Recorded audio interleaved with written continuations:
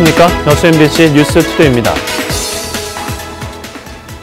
전라남도가 설 연휴와 방학맞이 관광객 유치 대책을 추진합니다. 전라남도는 순천 나간읍성과 목포 갓바위 문화타운 등 28개소를 가족과 연인들이 함께할 수 있는 테마 관광지로 SNS용 동영상 등을 통해 중점 소개하고 남도 한바퀴 겨울 상품과 시군 투어버스 운행을 확대하기로 했습니다. 또 설 대보름 세속풍속 행사와 문화예술 프로그램을 다음 달 말까지 도내 곳곳에서 꾸준히 선보일 계획입니다. 설 연휴를 앞두고 AI 방역 활동이 민관 합동으로 강화됩니다. 전라남도는 설 전에는 주요 교통시설 이용객들을 대상으로 AI 방역 관련 홍보 캠페인을 펼치고 축산농장과 축산 관련 시설에는 생석회 살포와 특별 소독을 실시하는 한편 철새 도래지에 대한 차단 방역 홍보도 강화하기로 했습니다. 전남에서는 지난해 1월 10일 이후 고병원성 AI가 단 한 건도 발생하지 않고 있습니다. 여수시가 추진하고 있는 시립박물관의 최종 건립 부지로 이순신 공원이 유력하게 검토되고 있습니다. 박물관 부지를 둘러싼 여수시와 시의회 갈등도 일단락될 것으로 보입니다. 보도에 문영철 기자입니다. 여수 웅천지구에 조성된 이순신 공원입니다. 여수시가 추진하고 있는 시립박물관 건립 부지로 이곳이 유력하게 거론되고 있습니다. 이달 중순까지만 해도 박물관 부지로는 석창 사거리 인근의 석보터가 지목됐습니다. 하지만 최근 현장 실사를 벌인 전문가들은 문화재청의 승인을 받기 어렵고 주변 환경 역시 박물관이 들어서기에는 적절하지 않다는 의견을 제시했습니다. 3층 건물을 침입하기는 어려울 것 같고 소음이나 진동 또 분진 등의 박물관이 자르지 못해서 적합하지 않은 것 같다. 전문가들이 대체 부지로 꼽은 곳은 이순신 공원과 망마공원. 이 가운데 이순신 공원은 부지가 넓고 접근성과 전망이 좋아 박물관 건립 장소로 가장 적합하다는 평가를 받았습니다. 도로와 주차장이 이미 잘 갖춰져 있다는 점도 전문가들이 최적지로 꼽은 이유입니다. 여수시가 박물관 건립 부지를 일방적으로 선정한다며 비판의 목소리를 높였던 시의회도 이번 결정을 존중하겠다는 입장을 밝혔습니다. 시민이나 관광객이 접근할 수 있고 또 이미 좋은 부지를 확보했기 때문에 그 부분으로 신청하도록 하는데 동의를 했습니다. 여수시는 조만간 전라남도를 통해 정부에 박물관 건립을 위한 타당성 조사를 신청할 계획입니다.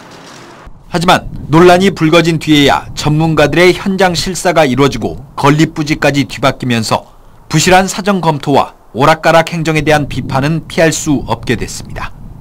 MBC 뉴스 문형철입니다. 지난해 10월 태풍 콩레이로 침수 피해를 입은 광양시 진월면 농민들이 보상을 촉구하고 나섰습니다.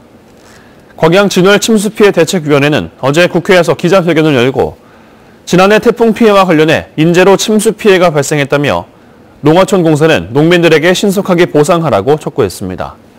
이에 앞서 농민들은 농어촌공사가 직무를 유기했다며 배수장을 관리하는 관련 직원 2명을 검찰에 고발했다고 밝혔습니다. 순천의 음식물 자원화 사업이 농민들의 호응을 얻고 있습니다. 양질의 퇴비 공급으로 안정적인 재활용 정책이 추진되기 위해 쓰레기 배출량 감소란 과제도 남아 있습니다. 김종수 기자가 보도합니다. 순천시 관내에서 수거된 음식물이 공장 안에 쌓여갑니다. 매일 이곳에 수집되는 양만 평균 80여 톤. 끊임없이 이어지는 악취와의 전쟁이지만 쓰레기의 재활용을 주도하는 직원들은 쉴 틈 없이 움직입니다. 순천시에서 발생되는 음식물을 이용하여 저희는 양질의 퇴비를 생산하고 있고 이 생산된 퇴비를 농가 수요처까지 저희가 차량을 이용하여 직접 운송해 드리고 있기 때문에 적지 않은 음식물이 파쇄와 탈수 등 공정을 거치게 되면 이후 퇴비로 새롭게 탈바꿈합니다. 기술력 보강을 통해 적절한 퇴비를 생산하면서 경제성과 환경성 증대 등 파급 효과도 적지 않습니다. 보시는 것처럼 퇴비화 과정을 거친 음식물들은 이곳에 적재가 되는데요. 이후 농민들에게 무상 공급되면서 호응을 얻고 있습니다. 특히 밭농사의 퇴비를 활용하고 있는 농민들은 지속적인 공급으로 안정적인 영농을 기대하고 있습니다. 향상된 거름을 갖다 제공을 해주니까 우리 농민에서는 이제 물질적으로다가 이제 좀 많이 절감이 되고 또 이 토질도 많이 개선이 되고. 그러나 줄지 않고 있는 음식물 배출량은 해결 과제로 남아 있습니다. 시설 규모에 비해 처리량이 늘면서 자칫 양질의 퇴비 생산 등 재활용 계획에 차질을 빚을 수 있기 때문입니다. 관광객의 증가, 핵가족화로 인한 외식문화 확산, 푸짐한 상차림 관행 등에 따라 매년 음식물 폐기물의 배출량이 증가하고 있어 감량을 위한 식문화 개선의 시민들의 노력을 당부드립니다. 비용 절감과 환경 보호를 인정받아 정부의 좋은 평가를 받은 음식물 자원화 시설. 시민들의 관심과 참여가 재활용 정책이 안정적으로 뿌리내리는데 밑거름이 될지 주목됩니다. MBC 뉴스 김종수입니다. 광양시의 지역 전략식품 사업인 빅그린 매실 사업단의 가공시설 고장으로 수개월째 가동이 중단되고 있습니다. 광양시는 지난해 9월부터 빅그린 매실 사업단의 매실 가공시설 필터가 고장나 가동이 중단되면서 수매된 78톤의 매실이 저장고에 보관된 가운데 관련 부품이 확보돼 다음 달 20일까지 보수를 완료하고 재가동에 들어간다고 밝혔습니다. 광양시는 매실 소비를 촉진하고 농가소득 증대를 위해 지난 2014년부터 5년간 국도비 공모 사업으로 60억 원을 사업단에 지원했습니다. 지난해 여수 광양항에 입항한 외국 선박 200여 척에서 크고 작은 안전결함이 발견됐던 것으로 나타났습니다. 여수지방해양수산청이 지난해 여수 광양항에 입항한 외국 선박 11,000여 척 중 380여 척을 점검한 결과 5척에서 구명보트 미작동과 소화장치 고장 등으로 중대한 결함이 발견돼 출항 정지 조치를 받았습니다. 또 236척의 선박에서도 항해 설비와 안전 설비 등의 경미한 결함이 발견돼 시정 조치를 받은 바 있습니다. 해남군 수협이 20년 만에 처음으로 흑자로 전환했습니다. 어민조합원들과 함께 이룬 성과로 만성부실관리조합, 이른바 적기시정조치조합의 오명을 벗게 됐습니다. 최진수 기자가 보도합니다. 지난 2015년 1월에 새 건물로 둥지를 옮긴 해남군 수협이 지난해 42억 7천만 원가량의 단기 순이익을 기록했습니다. 지난 2010년 누적 적자는 210억 원. 그전에 이미 수협 구조 개선에 관한 법률이 시행된 2003년 무렵부터 부실조합을 뜻하는 적기시정조치조합으로 지정됐습니다. 해남군 수협은 지난해 결산에서 마지막 남은 결손금 42억 원을 정리해 20여 년 만에 7천여만 원의 흑자를 냈습니다. 해남군 수협은 경영 정상화 전략으로 경제사업과 상호금융사업 어느 한쪽으로 치우치지 않게 동반 성장을 계획했습니다.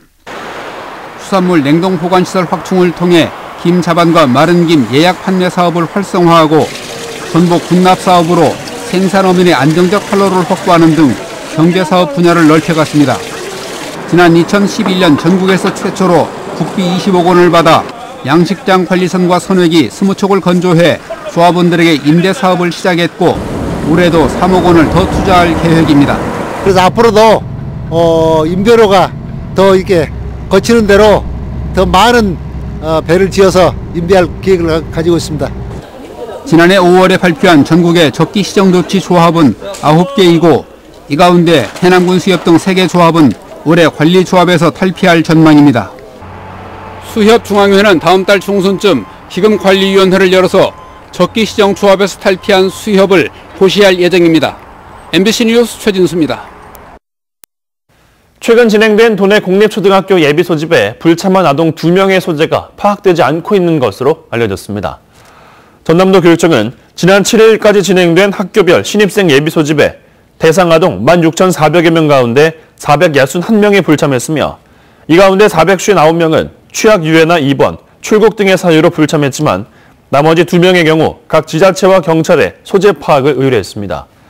이에 대해 도교육청은 3월 초까지 소재 파악이 되지 않을 경우 유관기관 합동조사에 나설 계획이라며 관련 법에 따라 해당 학부모들은 과태료 부과나 형사처벌 등을 받을 수 있다고 밝혔습니다. 5.18 평회 이력 논란에도 불구하고 자유한국당이 5.18 진상규명조사위원들의 추천 명단을 국회에 최종 제출해 청와대가 인사검증 절차에 돌입했습니다. 청와대는 국회 의안권에 제출된 추천위원 명단을 취합해 각 당이 추천한 인물들이 5.18 특별법에서 정한 자격이 맞는지, 국가공무원이 되기에 결격 사유는 없는지 등을 검증하는 절차에 착수했습니다. 검증 절차가 끝나면 대통령이 위원들을 임명해 5.18 진상조사위원회가 정식 출범하게 됩니다. 매년 실시되고 있는 건설업체 법정 교육 장소로 순천만 국제습지센터가 재선정됐습니다. 국토교통부가 관련 협회를 위탁해 실시하는 이번 교육은 2017년까지 광주광역시에서 실시되었지만 지난해부터 순천에서 교육이 가능해져 동부권 건설업체들의 불편이 줄어들 것으로 기대됩니다. 올해 1차 교육은 여수와 순천 등 동부권 5곳에 등록된 건설업체를 대상으로 오는 25일 실시됩니다. 최근 부하 직원들에게 성적 폭언을 한 순천시 간부 공무원이 대기 발령을 받은 것으로 알려졌습니다. 공무원 노조 순천시 지부는 어제 허석 시장과 면담을 통해 해당 간부 공무원의 대기 발령을 확인하고 순천시가 자체 조사를 진행한 뒤 징계 여부를 결정하는 등 노조의 요구를 수용하기로 했다고 밝혔습니다. 지난 11일 순천시 모 부서의 회식 자리에서 간부 공무원이 부하 직원들에게 성적 수치심을 주는 폭언을 한 사실이 알려져 물의를 빚은 바 있습니다. 광양시가 2019년 지역산업 맞춤형 일자리 창출 지원사업 공모에 선정됐습니다. 광양시는 고용노동부에서 주관한 올해 지역산업 맞춤형 일자리 창출 지원사업 공모에 선정됐습니다. 두 나라가 도달할 목표를 향해 한 발 한 발 함께 나갈 것이라고 말했습니다. 조선중앙통신은 김정은 동지께서 미국 워싱턴을 방문했던 2차 조미 고위급 회담 대표단을 만났다며 이같이 밝혔습니다. 김영철 부위원장은 전날 김 위원장에게 트럼프 미국 대통령이 보낸 친서를 전달했고 김 위원장은 만족을 표시했다고 중앙통신은 전했습니다. 오늘 아침 미세먼지 걱정은 없는데 다시 조금 추워졌습니다. 현재 서울의 기온은 영하 4.5도를 보이고 있고 바람이 더해지면서 체감온도는 영하 7도 선까지 떨어져 있습니다. 한파특보가 내려진 강원 곳곳은 영하 10도 안팎의 기온을 보이고 있고요. 앞으로 2, 3일간은 북서풍이 지속적으로 불어들면서 심한 한파까지는 아니지만 그래도 조금 춥겠습니다. 바람 덕분에 오늘 공기는 내내 깨끗할 것으로 보이고요. 동쪽 지방 곳곳으로는 건조특보가 발효 중에 있습니다. 화재 나지 않도록 조심하셔야겠습니다. 오늘 전국 하늘 대체로 맑겠고 해안 지방에서는 바람이 다소 불겠습니다. 현재 서울의 기온은 영하 4.5도, 부산은 1도 안팎 보이고 있고요. 한낮에는 서울이 4도로 예상됩니다. 날씨였습니다.